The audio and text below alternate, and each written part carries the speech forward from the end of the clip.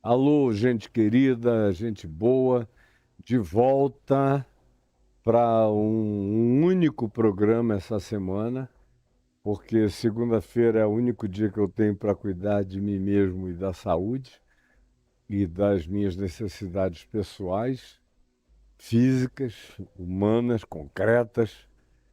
Sou um homem em estado de envelhecimento, então tem que tomar cuidado e tem que tomar todas as providências para fazer com que o meu envelhecimento não seja contra mim. Embora todo envelhecimento seja de certa forma contra você, mas na minha mente não. Eu estou envelhecendo com muito prazer em cada dia de idade que eu diminua. É como aquele velho, velho argumento ou conversa sobre o filósofo Epiteto, que lhe perguntaram quantos anos ele tinha e ele falou que não tinha ideia muito certa. Aí por quê? Ele falou, porque eu não sei se eu ainda tenho 10, se eu ainda tenho 15, se eu ainda tenho 20. Isso é o que eu tenho. Agora, se você quer saber quantos anos eu já tive, aí é outra história. Eu já gastei do tempo da minha vida, no meu caso, estou há meses de completar 69 anos, no início do ano que vem. E a gente está agora a 40 dias do fim do ano, então daqui a poucos meses, menos de 3 meses, eu gasto 69 anos por inteiro. Aí começo a gastar na regressiva os meus 70. E quanto eu tenho, eu não sei ainda. Só o Senhor sabe. Agora, sejam eles quantos forem os anos que o Senhor me reservou para ainda estar aqui, para viver, eu quero vivê-los com o máximo de lucidez, de consciência, com o melhor que eu consiga da minha saúde, da minha disposição, com o máximo possível de energia, porque a alegria é o que não me está faltando no Evangelho, especialmente para anunciar e ensinar essa palavra da vida, que está como conteúdo disponibilizado a bilhões e bilhões de pessoas. Agora, como consciência, habita a mente e o coração de muito pouca gente. E como lucidez interpretativa, menos ainda. De modo que esse bilhão e tanto, quase 2 bilhões de cristãos no mundo, não significam nada. É um sal que não salga, é uma luz que não ilumina, são só as tochas e as velas apagadiças do cristianismo, fingindo que ilumina, mas criando mais obscurantismo do que qualquer projeção de luz. Hoje nós continuamos aqui em Mateus, no capítulo 6, na oração que o Senhor nos ensinou, que não é uma vã repetição, não é para ser rezada, não é para virar uma mantra, não é para virar qualquer coisa que funcione na perspectiva equivocada da mecânica repetitiva. Já falei isso quaquilhões de vezes, então chega. Se você caiu hoje aqui de paraquedas, vá lá para o início, para Mateus, no capítulo 1, comece tudo, para você aprender de carreirinha, para que as coisas na sua mente tenham começo, meio, fim, tenham construção, que não sejam só realidades estanques, tópicas, desconectadas, sem contextos antecedentes, sem sequências, portanto, sem jamais formarem em seu favor nenhum tipo de compreensão. Então faça isso. Você chegou, eu dou graças a Deus que você chegou, que você está aqui, mas eu prefiro muito mais, se você conseguir fazer as duas coisas, o que eu acho difícil, acompanhar o que vem acontecendo no dia a dia e, ao mesmo tempo, não perder a sequência, então ótimo, mas eu prefiro, se for o caso, que você vá lá para o início. Está tudo aqui no YouTube. Para Mateus, capítulo 1, e vem acompanhando, que você vai ficando grávido de Cristo Jesus em você, do Evangelho, e a mente de Cristo vai se formando em você. Faça isso. É o que eu imploro praticamente a você que faça, para que eu não corra em vão, para que eu não perca tempo, porque é tão difícil, a gente faz as coisas crescentemente, consequencialmente, com a lógica do ensino do Evangelho de Jesus, aí você, cai aqui. Aí me pergunta tudo que eu já respondi milhares de vezes no curso dessa exposição. Então, por favor, por amor a você e alguma consideração por mim, se você quer aprender o Evangelho, eu estou aqui para que você aprenda o Evangelho e com você eu também renove a alegria do Evangelho em mim, faça as coisas como as coisas são. Não abra e não faça dos Evangelhos um horoscopismo aleatório na sua vida, porque você vai continuar laborando numa ignorância tosca. Porque tem a chance de aprender, mas prefere continuar no sorteio. Vamos ver o que temos para hoje. Não é assim. Se o que temos para hoje é sequência do que temos guardado, disponibilizado, como Paulo usou a palavra, na dispensa do reino de Deus. E por falar em reino de Deus, esse é o nosso tema de hoje. Quando o Senhor disse, portanto, vós orareis assim, Pai, Abba, no aramaico, painho, paizinho, Deri, esse pai íntimo, com quem a gente rola na cama, deita no peito, dorme entre as pernas, como eu adorava fazer com os meus filhos que vinham, deitava todo mundo, um do lado de cá, o outro do lado de cá, e um em cada perna. E quando a Juliana ainda era bem pequena, ela deitava no meio, assim, na minha barriga. E nós ficávamos ali vendo os filmes que eles gostavam, ou contando histórias dos evangelhos para eles, ou só rindo das coisas que eles traziam. É esse pai do aconchego que eu conheço para mim, que eu conheço em mim, a partir da minha experiência filial com meu pai Caio Fábio da Araújo, que está nos céus, tanto quanto eu conheço na experiência eterna com meu Paiinho, que habita em mim, que é Pai de todos, está em todos e por quem todas as coisas são e para quem todas as coisas existem.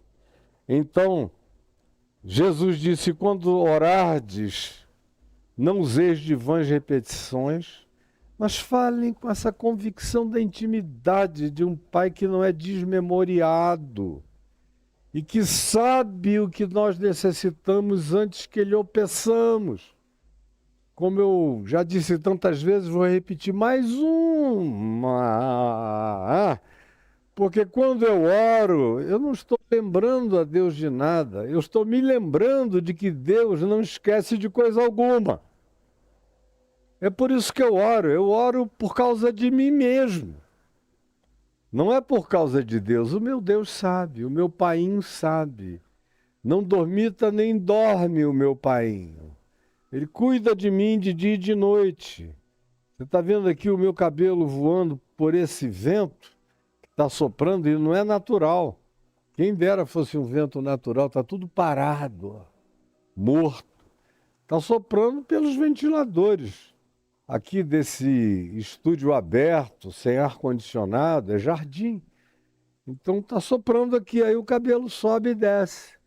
Não tem nenhuma mágica nisso, mas eu prefiro a agitação do meu cabelo do que a suadeira de um calor que nem iria me provocar suor, mas é aquela coisa que vai torrando você num calor seco e que só vai se agravar.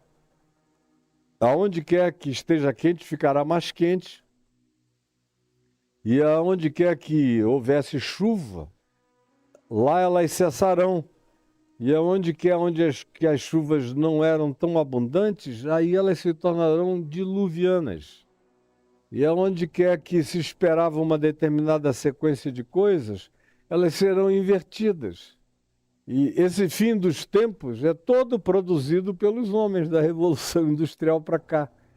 E as advertências de que seriam assim não estão na Bíblia. Antes, estão também na Bíblia, mas antes de estarem, por exemplo, no sermão escatológico de Jesus, meu Deus, elas foram, quando eu digo antes, não é na cronologia espaço-temporal, estou falando assim, não precisa nem de Evangelho, Bíblia, escatologia, profecia, nada disso. Basta ver ciência, e ciência. A ciência vem nos dizendo, no mínimo desde 1992, que o negócio ia ficar horroroso. Mas ninguém faz nada e vocês ainda elegem presidentes ou chanceleres que estão preocupados com os seus umbigos, e não com a terra, e não com o mundo, e não com coisa alguma, só com as suas ganâncias políticas. Aí são anos perdidos. Elege um cara que fica 4 anos, 8 anos no poder, e ele não crê em nada disso, como tem um monte de estúpidos, idiotas planetários que não creem em nada disso. Apesar de todas as evidências, cerca de 5 a 8%. E não é da população pobre e ignorante, assim chamada, do planeta. São os ricos do planeta que não querem crer que o que está acontecendo é fruto do que nós promovemos e produzimos, porque eles não querem parar com o estilo de vida deles. Agora, para que a Terra suportasse o que nós, 8 bilhões de humanos, já fizemos no planeta, ela teria que ser 7 a 8 vezes maior para aguentar o sufoco imposto. Não há terra que aguente e os prazos só se encurtam e encurtar-se-ão cada vez mais. Então, o Senhor disse, voltando aqui ao texto de Mateus 6, e quando vocês orarem, não usem de vãs repetições, porque o vosso Pai Celeste sabe, antes que lhe o peçais, cada coisa que necessitais. E não adianta orar pelo clima. Pelo clima você e eu temos que tomar as nossas providências.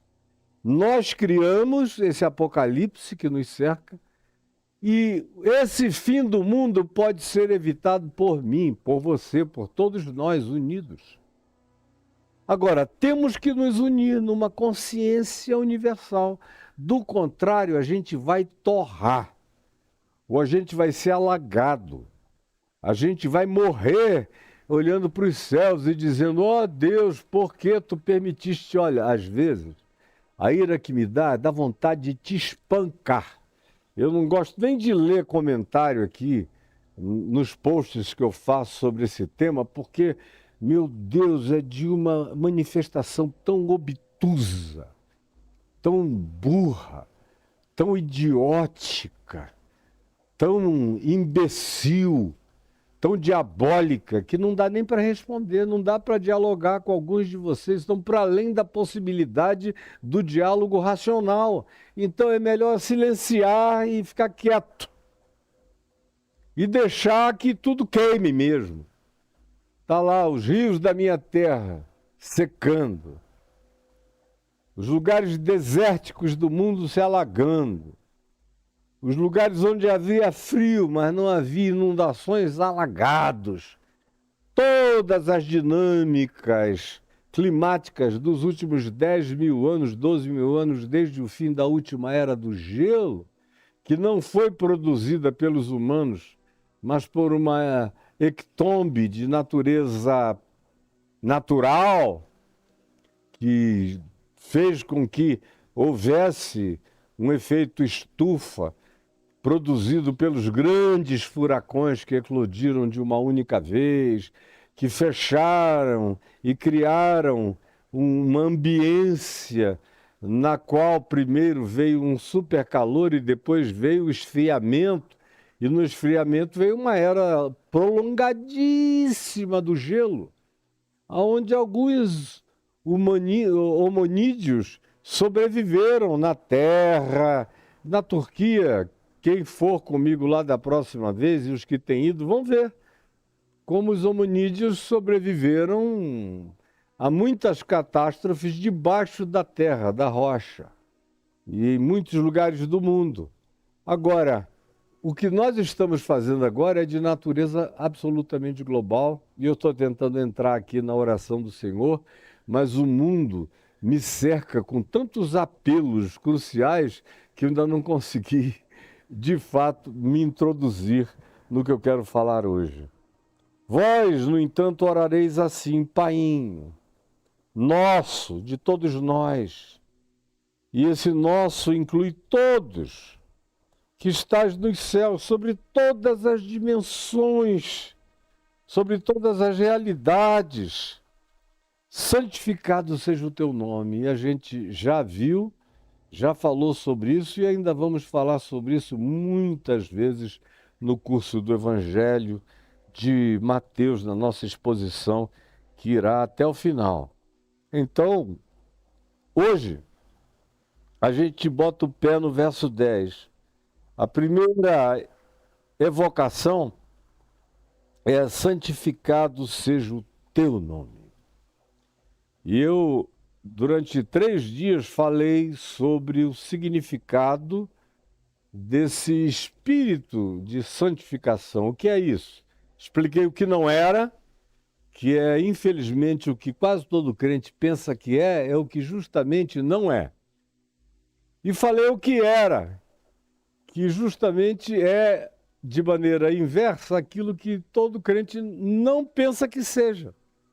Mas é exatamente o que é, e é negligenciado, trocado. Enquanto você faz opção pelos mosquitos e vai engolindo os camelos. Como Jesus disse, que é a lógica da religião, da estupidez, da hipocrisia fanática. Hoje, ele diz que a segunda evocação é: venha. Venha. Venha porque não está aqui.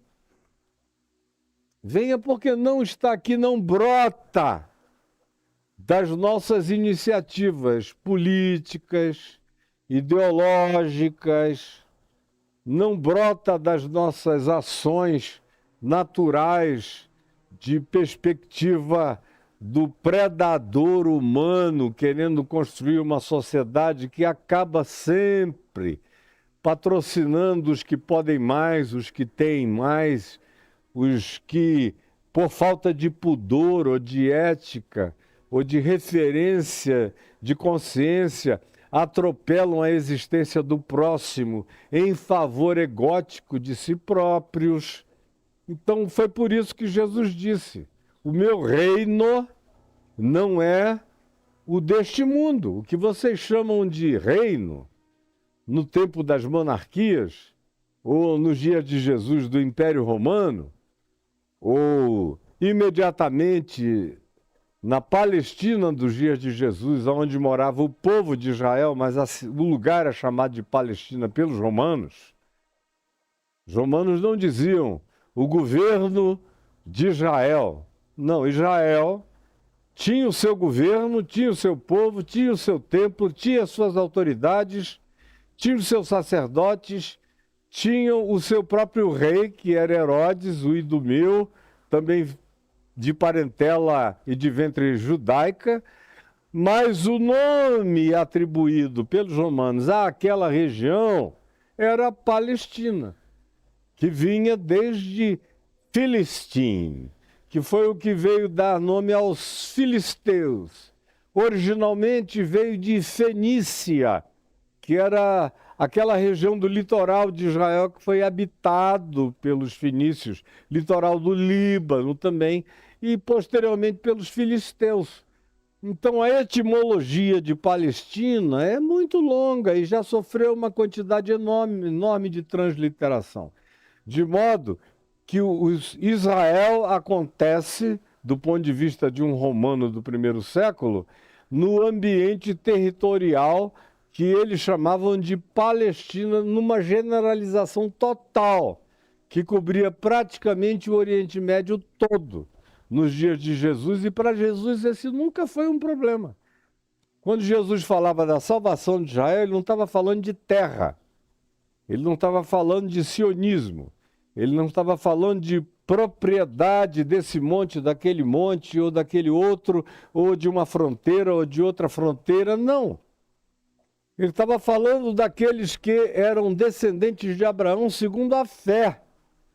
Ele estava falando daqueles que mantinham aquela fé que Abraão manifestou no invisível e indisponível, porém presente, e que se curvava misericordiosamente para atender orações e para socorrer aqueles que quebrantadamente o buscavam, fossem eles israelitas ou não.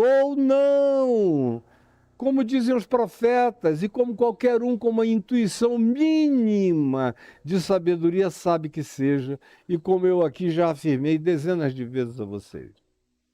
Venha o teu reino. O que soava, por exemplo, para um romano, ouvindo essa oração, como uma coisa completamente subversiva, revolucionária, politicamente provocativa.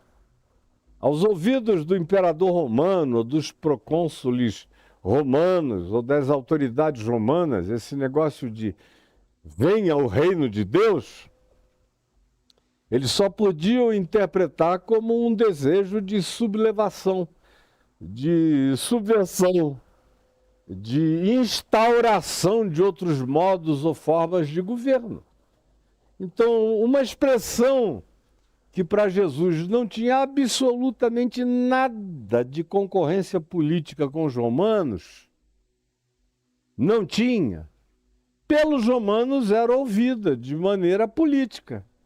Assim como tem uma quantidade enorme de coisas que eu digo aqui que só tem a ver com princípios do reino de Deus, mas você, no amebismo de falta de intelecto que o fanatismo religioso provocou em você, você só interpreta politicamente. Aí fica dizendo o Caio é de esquerda, o Caio é progressista, o Caio é não sei o quê. Meu amigo, eu sou do Evangelho.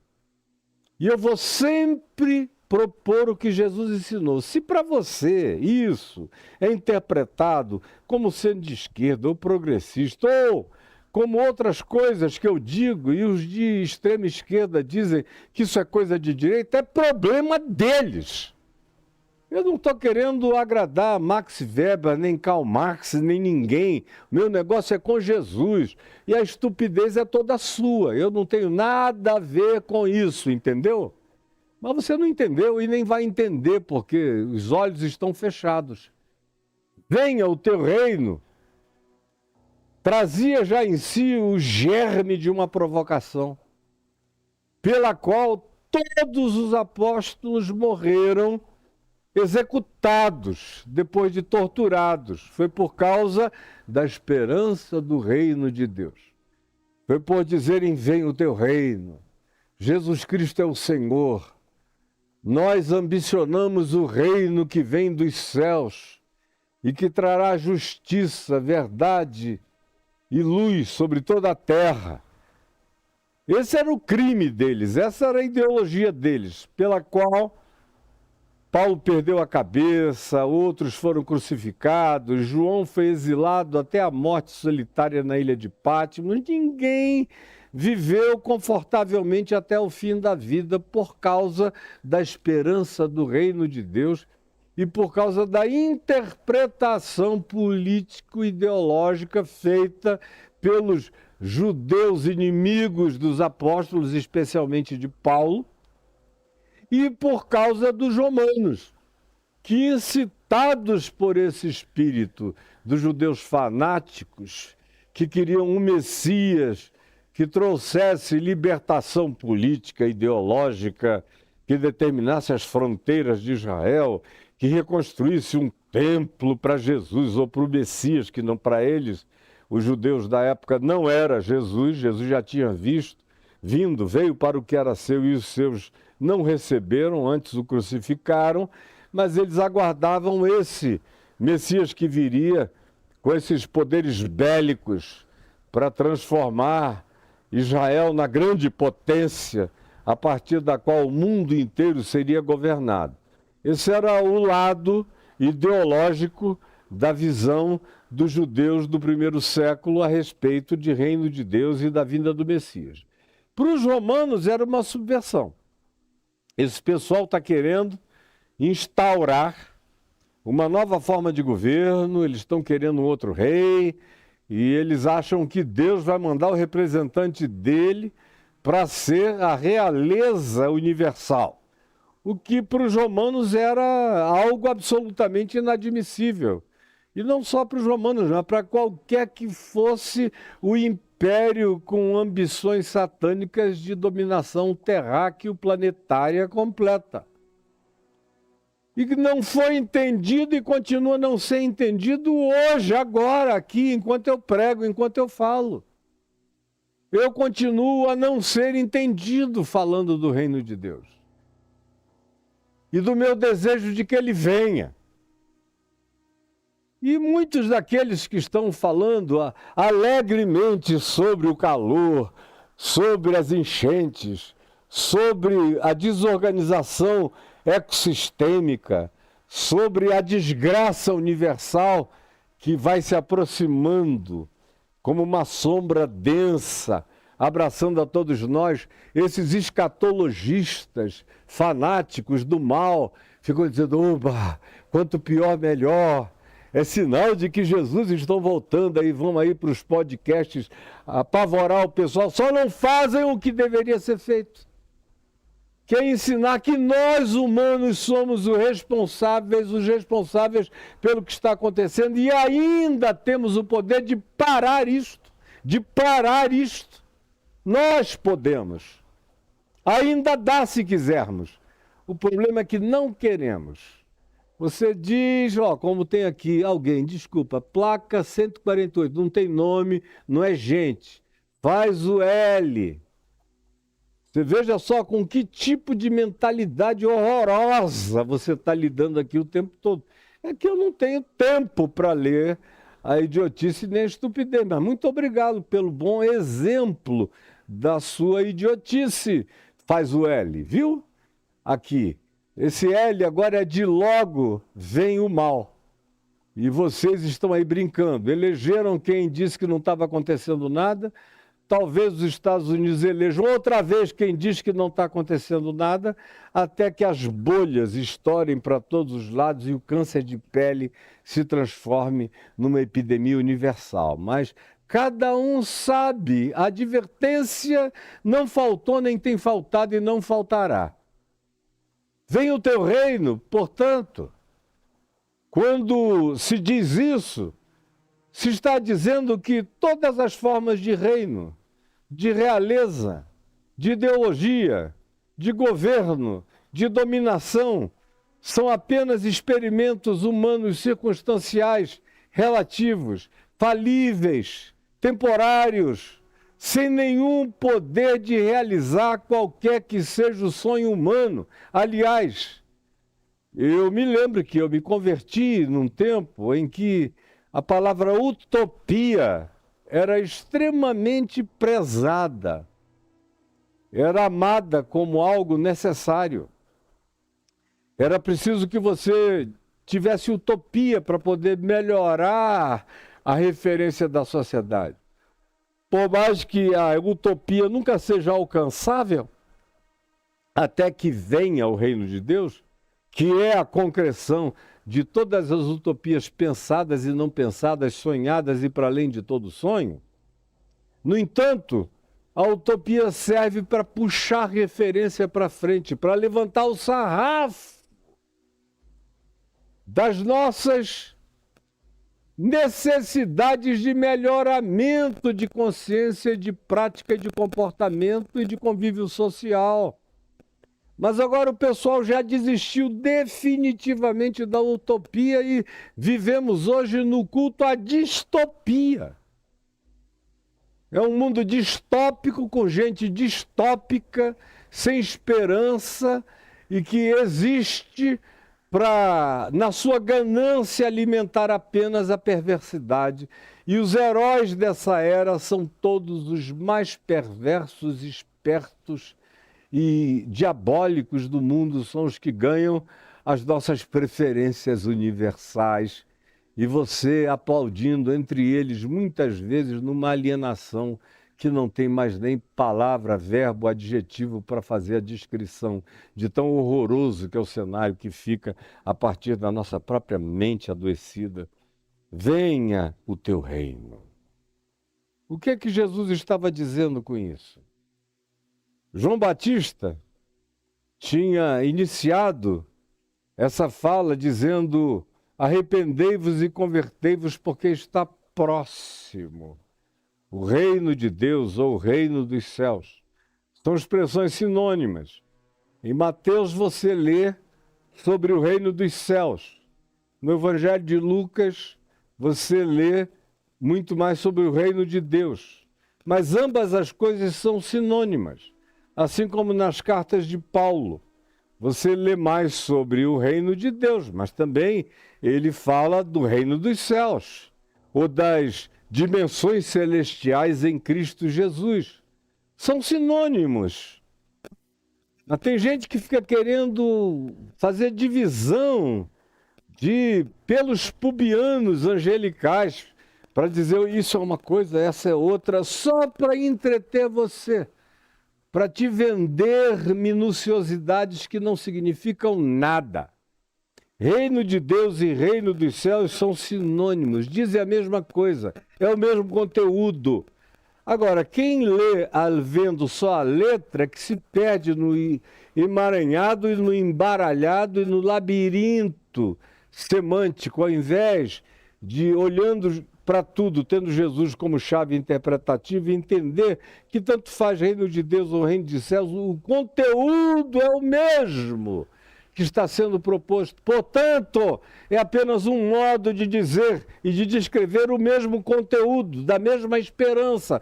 Pelo amor de Deus, entenda. Entenda.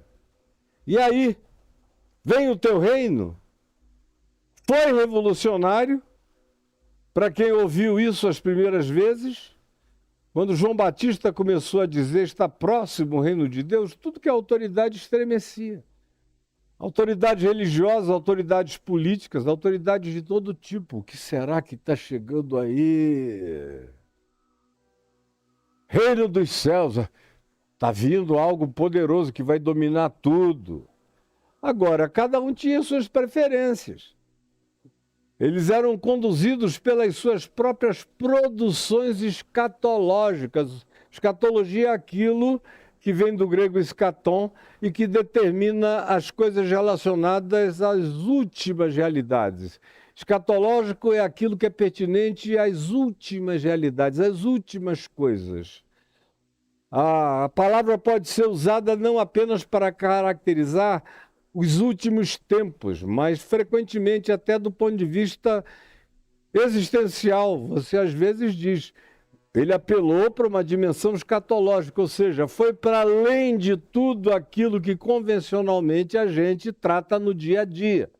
Mas na Bíblia, aquilo que vem carregado de escatom é o que é pertinente aos últimos tempos. Mas eu tenho ensinado a vocês, e não só eu, tantos outros antes de mim, que tiveram o mínimo de bom senso, discerniram isso, que Jesus é o escatom de Deus, realizado aqui mesmo no Evangelho de Mateus, durante essa exposição. Eu já falei isso várias vezes, que Jesus é a escatologia trazida para dentro da realidade, engravidando o mundo. Nós vivemos numa história grávida de escatom, de escatologia, do reino de Deus que já está entre nós. Jesus é o reino de Deus entre nós. É o reino. João Batista disse, está próximo. Arrependei-vos e convertei-vos.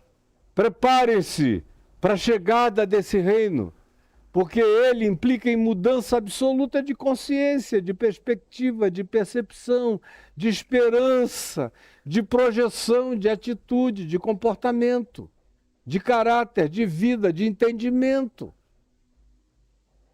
Quando Jesus vem e começa a dizer, ele diz, o reino de Deus chegou.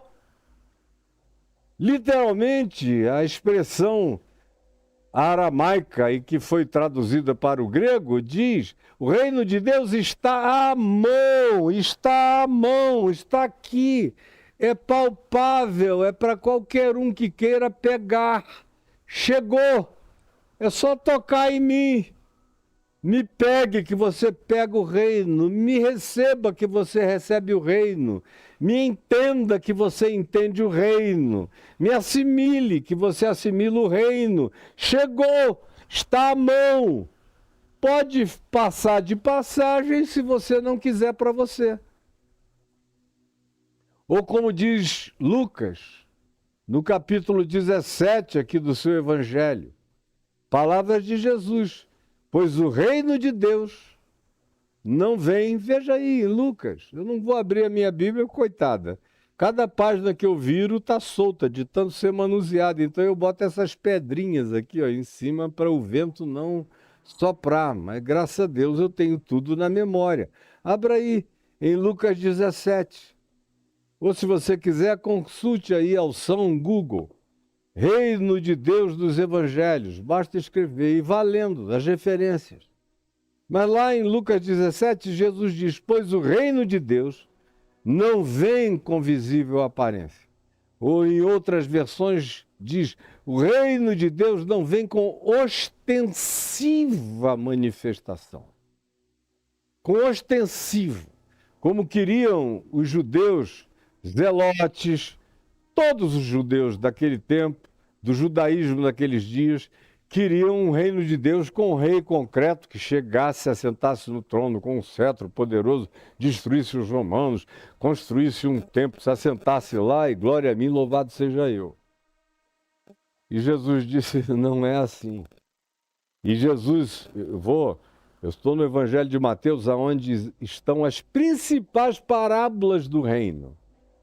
E eu vou esgotá-las todas, eu não sei em quantos anos, mas eu vou chegar até o fim. Com a graça de Deus.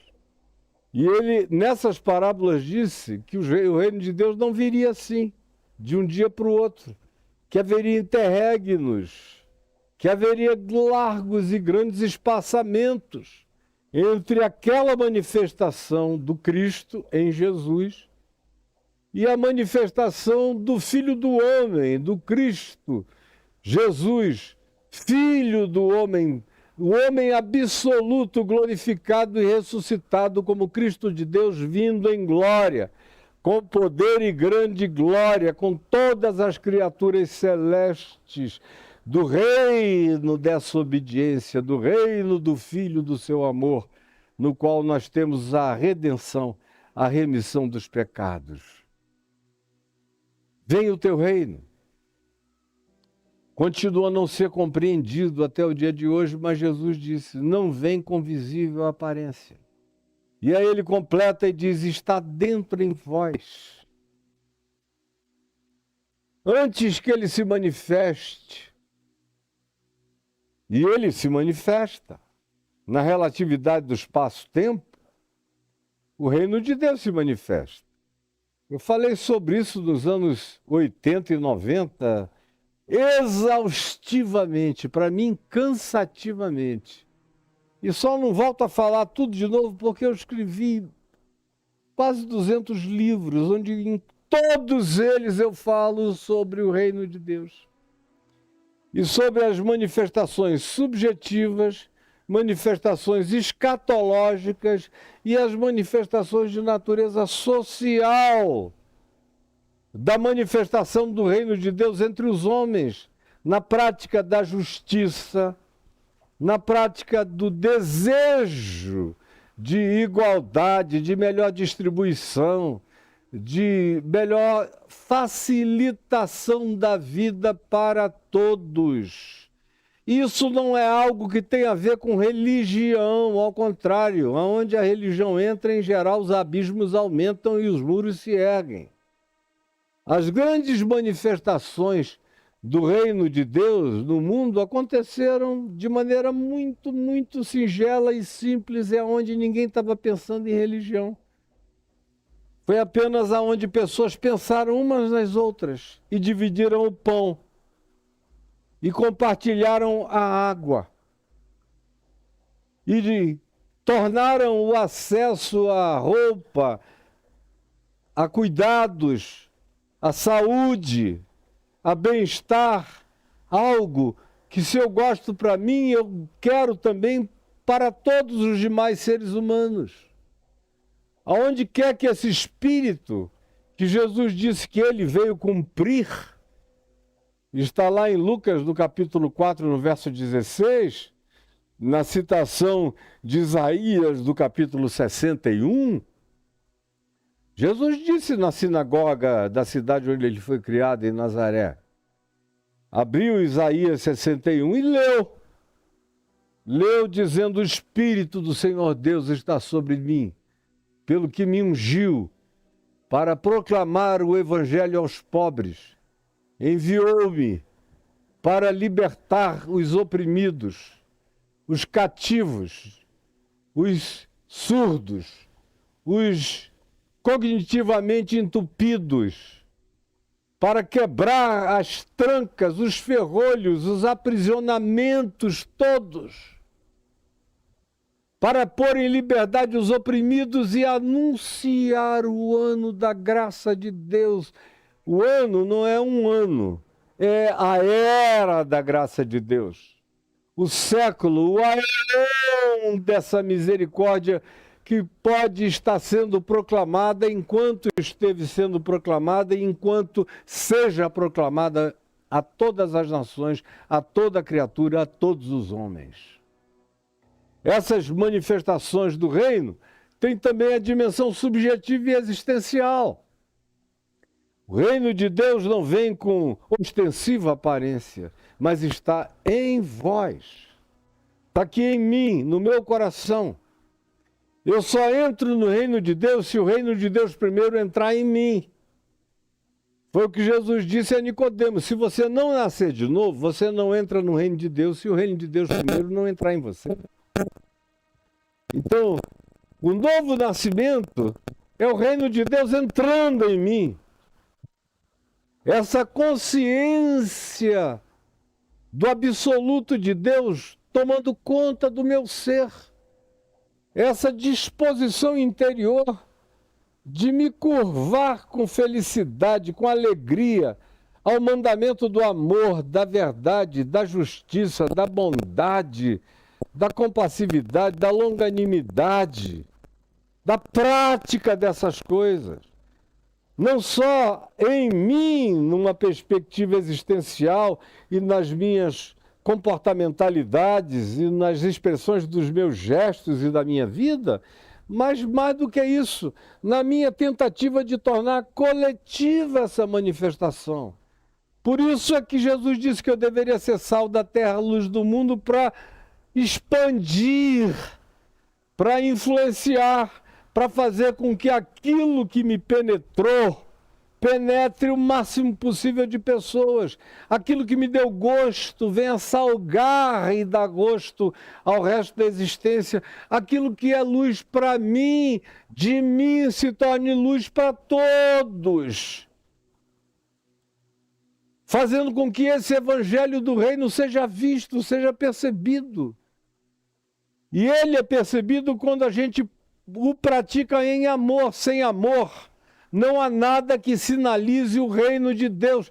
Todas as outras tentativas de sinalização do reino de Deus que não sejam pela prática do amor são apenas engano. É cruz e espada do cristianismo perverso. Mas não é o evangelho de Cristo fazendo nascer de novo, transformando você de lagarta em borboleta nessa metamorfose do novo nascimento, aonde eu sou gestado por Cristo em mim. Eu sou abortado do casulo desse condicionamento predatório e explodo em graça, glórias e cores na vida, porque o reino está em mim. A partir de mim, eu passo a ser um agente de contágio do reino de Deus. Mas isso tudo acontece ainda nos ambientes da relatividade do sistema planetário. Então, existe um reino absoluto de Deus que virá para todos os homens, e existe o reino existencial de Deus que está disponível para você hoje, que o invoque, que queira e o chame para si. E se você já tem essa convicção, você precisa evocá-lo de você, para que ele se expresse melhor, para que ele se integralize, para que ele cresça na gravidez de Cristo, explodindo o seu ser, como eu tenho repetidamente falado aqui, a mesma coisa. O Evangelho é um sinônimo que vai botando outras roupagens para dizer a mesma coisa, para ver se a gente de algum modo entende por alguma angulação, enxerga por alguma perspectiva. Mas é simples a compreensão. E existe a manifestação, como eu já disse, dele no meio dessa relatividade. Como diz Paulo em Colossenses, do capítulo 1, no verso 13. Ele vos libertou do império das trevas. Ele fez questão de usar a palavra glorificada pelos romanos, que era a palavra império. Os romanos não queriam ter um reino. O reino era um negócio muito pequeno para eles. Queriam ter um império, a terra inteira. Ele nos libertou do império das trevas.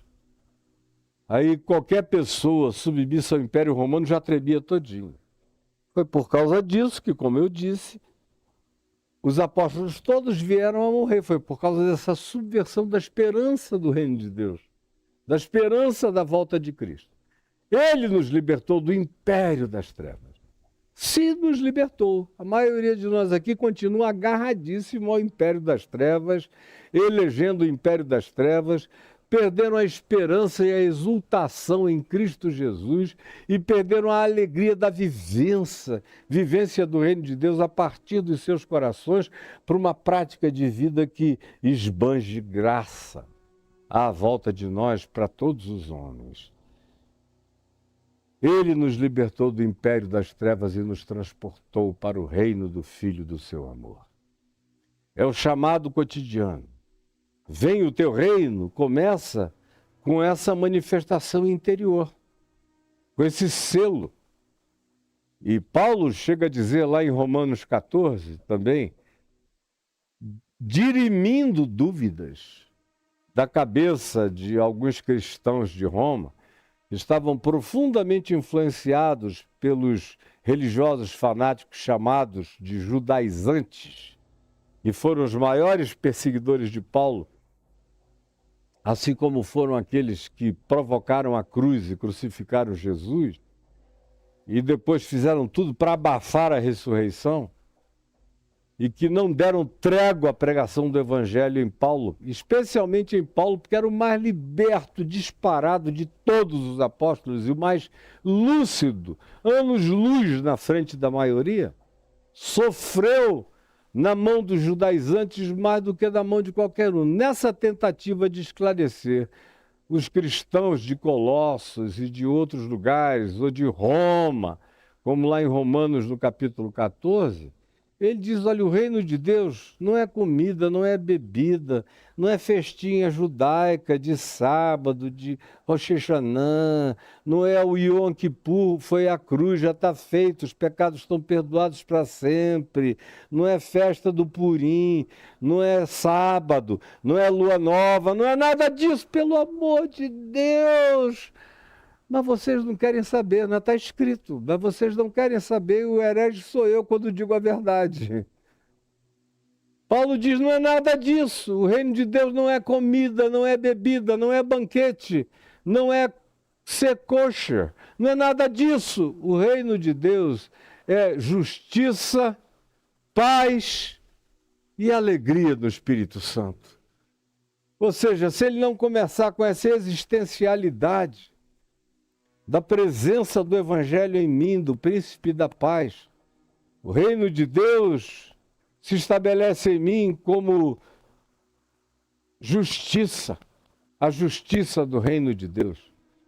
Como Jesus disse, buscai, pois, em primeiro lugar, vai dizer logo mais aqui na frente do capítulo 6, o reino de Deus e a sua justiça, que não é a justiça do Supremo Tribunal Federal, nem da Constituição Brasileira, nem de nada disso. Existem princípios do reino de Deus na nossa Constituição. Existem princípios do reino de Deus na Declaração Universal dos Direitos Humanos. Está cheio de reino de Deus. Cheio de propostas e princípios do reino de Deus. Como existe princípio do reino de Deus em toda a tentativa de pacificação de guerras, em diminuição de agravos, assim como existe manifestação do reino de Deus em todas aquelas organizações com os seus voluntários que entram nos lugares onde ninguém quer entrar, onde tem medo de entrar, onde bombas podem cair na cabeça, mas correm o risco da morte para tentar estender a mão e tirar pessoas de lá. Quem são esses, se não agentes da justiça do reino de Deus?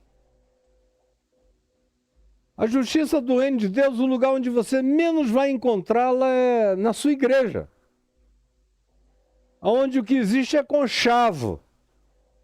É aquele cabalismo dos conluios secretos, dos bastidores e dos arranjos da maldade. E a palavra cabala, eu estou usando aqui não para definir a religião da cabala, mas o cabalismo numa expressão portuguesa, numa semântica portuguesa, que no passado significava esses arranjos que se faz nos bastidores contra o interesse majoritário. Então esses que, por exemplo, hoje em Gaza, estão lá sem precisar lá estar, são pessoas de outros países, de outros lugares, mas que se voluntariaram para levar chumbo, bala, bomba na cabeça. São agentes do reino de Deus. Toda pessoa ali socorrendo uma criança, um velho, um caído, são agentes do reino de Deus. Todos esses médicos sem fronteira, alguns deles agnósticos, alguns deles ateus, mas infinitamente mais prazerosos aos olhos de Deus e dos anjos do que você. Com as suas discussões fanáticas e cheias de ódio e de intolerância, você é tudo menos filho do reino de Deus. Como Jesus disse em João no capítulo 8, para aqueles judeus que disseram, agora nós cremos em ti. Aí Jesus diz, vocês agora creem em mim? Então, se é assim, conhecereis a minha verdade. Não é a palavra verdade, que não significa nada. Verdade e caca é a mesma coisa, solta, sem o conteúdo da verdade de Cristo. Conhecereis a verdade, conhecereis o Evangelho, conhecereis a luz, conhecereis a justiça. São todos termos sinônimos. Você vê isso abundantemente em Jesus, no Evangelho de João e na primeira epístola de João, onde João faz questão de trocar essas palavras como sinônimas uma para as outras, porque elas promovem o mesmo reino de Deus. Então conhecereis o Evangelho, conhecereis a minha verdade, conhecereis a minha justiça, conhecereis e olhareis para a vida a partir dos meus olhos. E a verdade que eu sou, e a verdade que eu encarno, e a verdade que eu ensino, para ser praticada, não para ser objeto de uma catequese falsificadora, mas quando vocês conhecerem de fato isto, então vocês serão libertos. Serão de raiva. Nós somos libertos, nós somos crentes, nós somos filhos de Abraão. Você diz, nós somos batizados, eu frequento a igreja, eu sou dizimista. Aí Jesus só não diz o que muita gente teria vontade de dizer por uma questão de pudicícia, pacote todo e botar em algum lugar e fazer um bom serviço dele, especialmente naquelas regiões mais dolorosas do corpo. Disseram, nós não somos escravos, jamais fomos. Meu Deus, tudo que eles foram foi escravos a vida inteira. Escravos no Egito, 430 anos. Nunca tiveram liberdade plena na terra de Canaã, viveram numa guerra danada, numa idolatria horrorosa, transgressores contumazes da revelação de Deus, até mesmo dos mandamentos de Moisés. Depois foram para o cativeiro em Babilônia e nunca mais deixaram de ser escravos. Escravos dos babilônios, escravos dos medos, dos persas, escravos dos gregos, escravos dos helenistas, escravos dos romanos e depois dispersos na terra inteira. E quando voltaram lá para a Palestina, de acordo com a Golda Meir, voltaram para a Palestina, eu estou usando a palavra de uma judia das mais respeitadas do planeta, que disse, eu nasci em Palestina com passaporte palestino e aqui é a Palestina. E que cabe também o povo de Israel. Como cabe todo mundo se houver amor. Mas como ela mesma disse, essa manifestação do reino de Deus cabe em qualquer lugar onde haja essa boa vontade do amor e da inclusividade.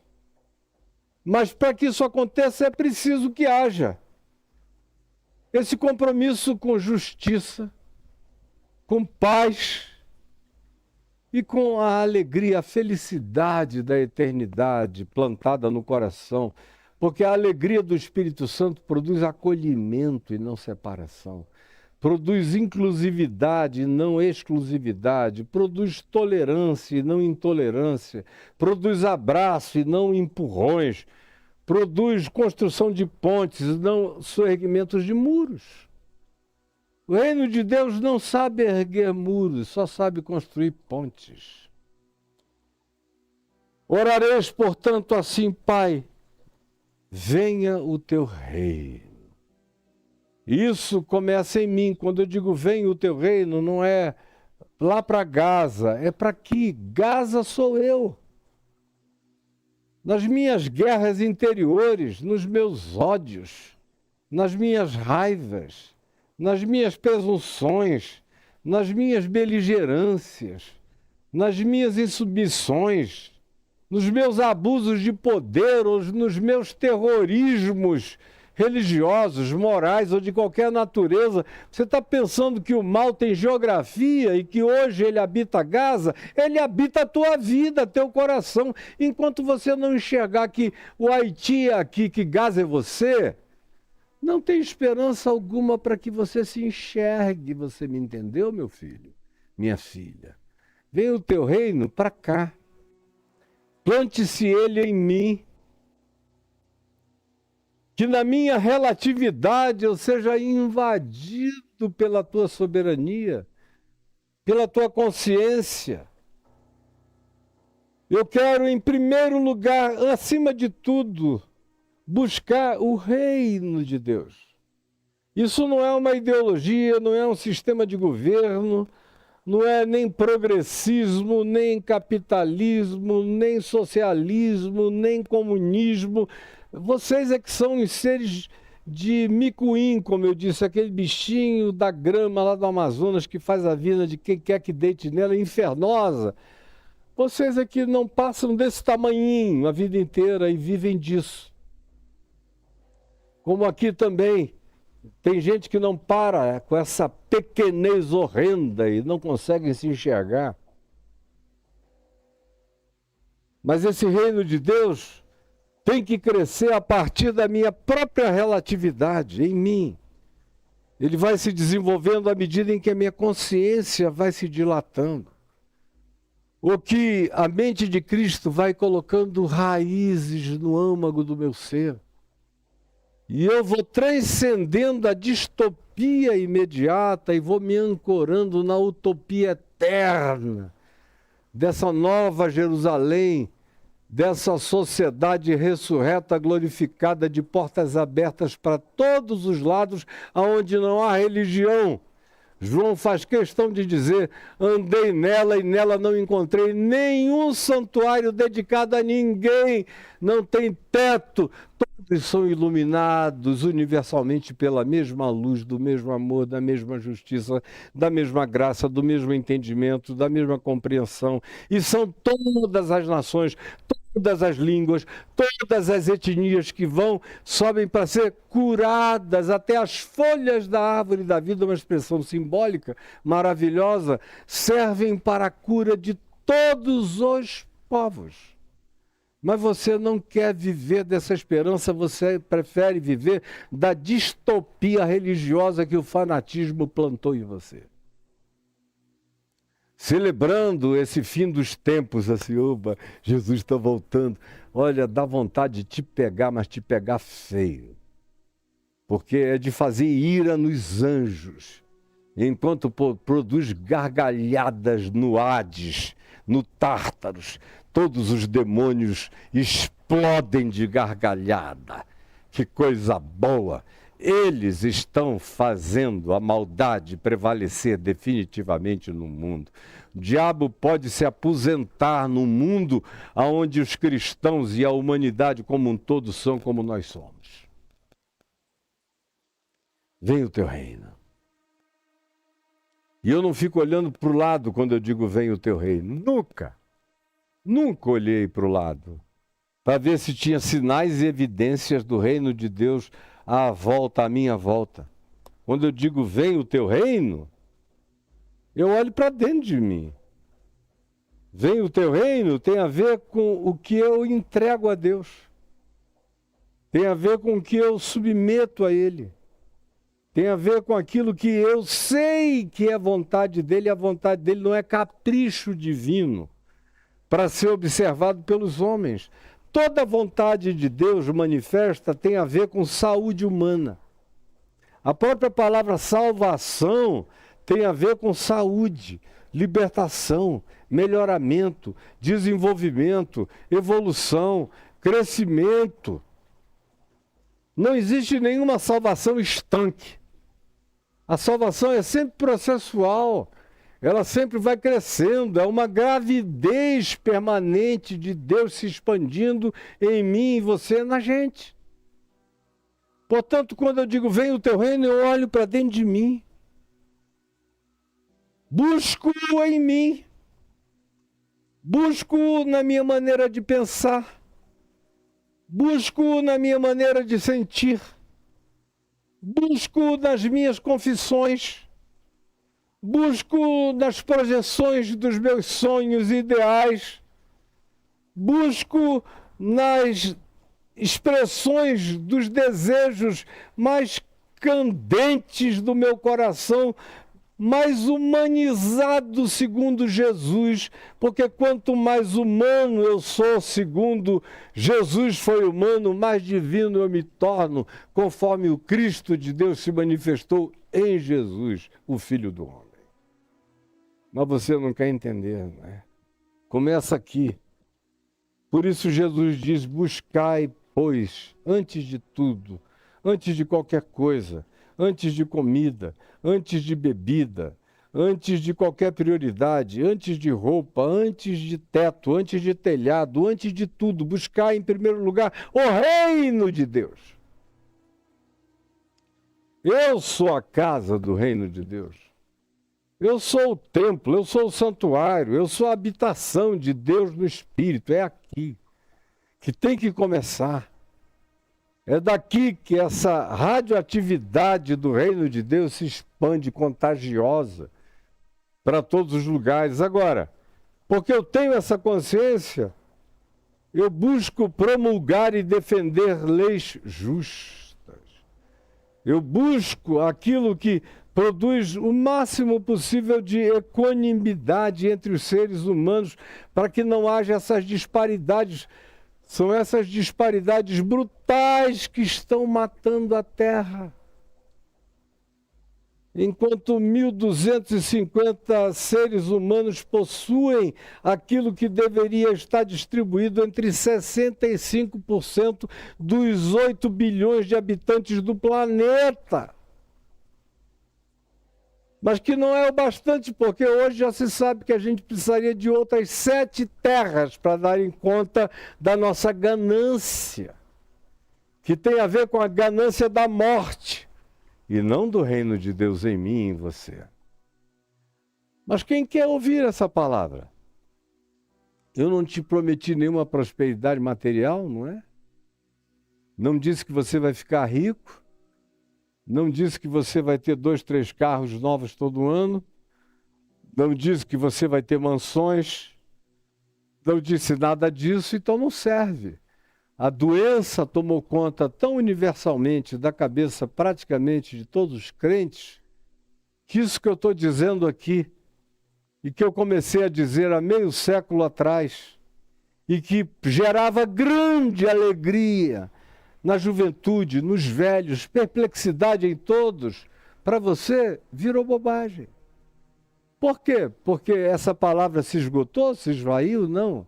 É porque você se empedrou, se impermeou, se distraiu tanto nos videogames. Eu não estou falando da brincadeira de videogame, eu estou falando metaforicamente com as distrações infernosas que tiram o seu olhar e o foco do significado do valor da vida, de tal modo que quanto mais se fale de vida, menos você ouve.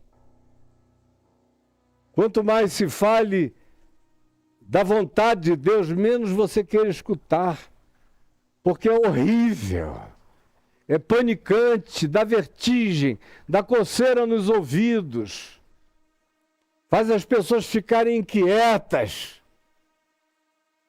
Quanto tempo você acha que esse estilo de vida adotado planetariamente vai sustentar a Terra mais?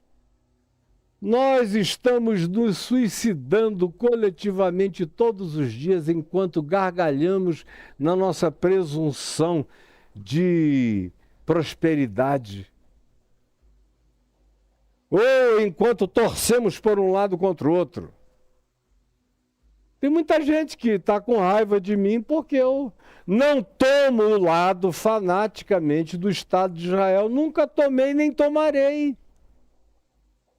Eu não sou do Estado de Israel, eu sou do reino de Deus. E o reino de Deus não é Israel.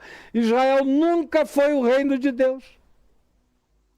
Foi por causa do reino de Deus que Israel foi levado para cativeiro, apanhou, sofreu e nunca se curvou, nunca se dobrou. E não é porque voltou para a terra da Palestina que virou reino de Deus, nem aquilo é o reino de Deus. Se o reino de Deus é aquilo, fiquem com ele vocês, eu não quero ter parte nisso. Provavelmente eu fui o brasileiro que mais levou gente do Brasil a Israel na história, até o dia de hoje, nos meus grupos, centenas e centenas. Agora, ninguém me vê chegar lá e ficar beijando a bandeira, exaltando coisa alguma, nem dizendo, olha que estado perfeito, coisa nenhuma, eu denuncio. Por que eu levo então? Por causa da geografia que é lá, de uma arqueologia que só está lá, de uma história que foi vivida lá, para ajudar as pessoas a crescerem no entendimento e na compreensão. Mas não é para provocar nenhuma idolatria. Eu não chego e nunca beijei o chão. Nunca trouxe uma folha de oliveira. Nunca carreguei uma garrafa de água do Jordão. Tenho pudores, inclusive, com a água do Jordão. Só entro nas águas do Jordão lá no norte, na saída do rio Dan, onde a água é límpida e vem da rocha, lá no Kibutz Agoxirim, porque depois que passa o mar da Galileia, a água está muito poluída. Mas vocês são tão fetichistas que vocês querem se batizar até em água podre do Jordão. A ignorância do fanatismo é uma coisa chocante na cabeça. E o reducionismo do reino de Deus a pedras, a comida. Não, eu não como isso porque não é uma comida do reino de Deus, não é uma bebida do reino de Deus, não é uma roupa do reino de Deus. Cara, você é ruim demais. É horroroso. É trágico. Mas, infelizmente, o que eu posso fazer? Deus me enviou para pregar o evangelho para tragicidade da sua mente, crendo que o Espírito Santo pode fazer um milagre, porque se o Espírito Santo não abrir seu coração, não tem nada, nenhum argumento algum que vá converter você ao Evangelho do Reino de Deus. Disso eu sei. Por isso tudo que eu digo é, enquanto falo, pedindo ao Espírito Santo que faça a palavra chegar misericordiosamente ao entendimento e à compreensão de alguém, para que alguém veja, para que alguém creia, para que alguém discirna, para que alguém perceba, para que o reino de Deus se instale no coração desse que venha então a nascer de novo e entrar no reino de Deus. Eu entro no reino de Deus quando o reino de Deus entra em mim. O reino de Deus não é nenhum lugar fora de mim. É um lugar em mim. Aí quando eu acolho essa palavra, o reino entra em mim, o reino me cela. O trono de Cristo se estabelece, ele é entronizado no meu ser. E a partir do trono de Cristo em mim, na minha vida, no meu pensamento, na minha atitude, na minha vida, no meu olhar, na minha existência, nos meus atos, nos meus movimentos, nos meus pensamentos, na minha alegria, na minha disposição de amor, de misericórdia, de paz, de promoção do que é bom e é segundo Deus na vida, tanto mais quanto o reino cresce em mim, mais ele se torna radioativo a partir de mim, podendo alcançar outros. Mas pode-se dar o caso de que eu viva o reino de Deus sozinho no meio de uma geração pervertida e corrupta, adúltera e perversa, que não queira absolutamente nada com o reino, como foi com Jesus. Ele era o reino. Ele era a manifestação realizada do reino de Deus. Na história, na concreção e na observação do olhar. Mas quem quis ver? Quem quis enxergar? Quem tendo olhos, viu. Quem tendo ouvidos, ouviu. Quem tendo coração, discerniu. Quem quis ser curado? Quem quis se curvar? Não ao despotismo das maldades, mas ao amor que cura todas as coisas. Quem quis? Nós não gostamos de nada disso. Na realidade, é isso que acontece.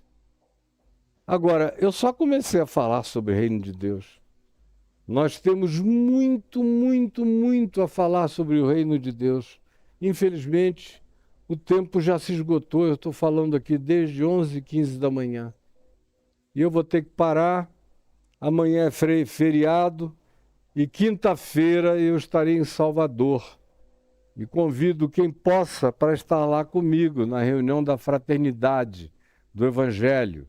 E logo depois, no dia seguinte, numa reunião da Estação do Caminho da Graça em Salvador. Eu vou ficar lá de quinta-feira até ao domingo. Domingo eu volto para casa, se Deus quiser. E aí, na terça-feira, a gente volta a falar sobre o reino de Deus. E eu só estou começando. Assim como eu fiquei alguns dias falando em santificado seja o teu nome, ou em painho, eu vou passar alguns dias falando sobre o reino de Deus. E eu espero que você venha, que você esteja comigo e que você convide outros para que estejam e que o véu seja tirado. Jesus, tira esse véu que a cruz já rasgou de alto a baixo. Lá naquele templo de Jerusalém que já nem existe mais. E dele não precisamos para nada. Porque o santuário sou eu, somos nós.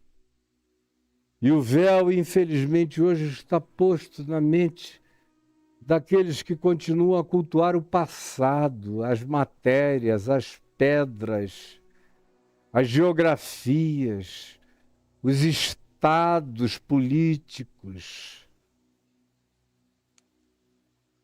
Senhor, salva-nos dessa idiotice diabólica que toma conta da mente da maioria. É o que eu te imploro, por misericórdia. Em nome de Jesus. Em nome de Jesus. Eu entrego a multidão dessas palavras a Ti para que Tu a transformes numa essência irresistível naquele que a ouviu com o coração inclinado em boa vontade. É o que eu te peço em Teu nome. E você está vendo aí o QR Code bem acima da tela, está ali em cima, você aponta o seu celular para ele e ele vai remeter você para os ambientes onde você pode contribuir. E tem os cartões de crédito, assim como aqueles que estão e que moram no exterior, podem contribuir usando o PayPal, que também aparece lá. E também a chave Pix deste ministério. Eu estou ansioso, porque vocês lembram que nós fomos os precursores dessa história de botar as coisas para acontecerem a partir do português em qualquer outra língua, usando a inteligência artificial. Eu estou mostrando isso para vocês há 3 meses. Já era para estar no ar, mas eu não tenho dinheiro, e é pouco dinheiro, 20 mil por mês. No passado, eu estalava o dedo e isso acontecia. Hoje, por causa da soberania estranha de Deus, não é mais assim comigo. Eu preciso muito da sua ajuda. Aí outro dia eu vi o Igão lá, meu querido, do Flow, já fazendo o primeiro Flow todo em inglês, usando o mesmo sistema que eu já apresentei a vocês e mandei até para ele. Mas lá o dinheiro está sobrando, aqui ele está faltando. E eu conto com você. É com você que eu conto. E tem aí os meios de você nos contactar. Marcelo Cunha está aí esperando os voluntários e você pode depositar, pode até escrever o Pix, admite isso. Você pode dizer, quero contribuir com o projeto Evangelho em todas as línguas. E vai ser assim. O meu amigo Lácio veio da Califórnia, está aqui com a esposa dele, a Bárbara. Vai ficar até o dia 31 de janeiro, na esperança de que até lá a gente tenha já botado isso em inglês, em espanhol. Tem gente me assistindo em espanhol. Isso pode ser do dia para a noite, colocar em inglês, espanhol, italiano, francês, alemão. Só precisa ter o recurso para fazer o aplicativo funcionar em nosso favor. Pronto ele está. só falta o recurso. Eu não tenho, eu tenho a palavra. E o dinheiro está na sua mão e a boa vontade está no seu coração. Se você quiser ajudar, nos ajude. Também aparece aí um Pix diferente, Caio e Adriana, que é para o pessoal que às vezes pergunta, escuta, como é que eu posso fazer para me envolver com vocês? Com o sustento de vocês, porque eu sou sustentado pelo amor, pelo carinho, pela boa vontade de todo mundo. E não são muitos, são até poucos, mas é desse maná que cai todo dia e cai para o dia que a gente vive. E vive com dignidade, com modéstia e com alegria no Espírito Santo. Se você quiser ser parte disso, ajude nesses 2 desafios. Agora, se tiver que escolher uma coisa, não me escolha. Escolha colocar o recurso que você tem no sustento desse ministério, porque eu quero ver a palavra de Deus chegar em todas as línguas, para todas as nações. E nós estamos vivendo precisamente esse tempo e essa hora, onde o evangelho digno de Cristo Jesus, conforme Jesus ensinou, no Espírito de Cristo, pode atingir a todas as nações de uma maneira tão simples, sem passaporte, sem choque cultural, sem nada disso.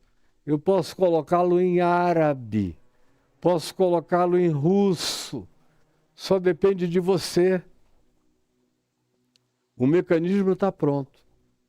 Você vai ajudar? Colabore de todo o coração. Eu fico aqui, já falei demais.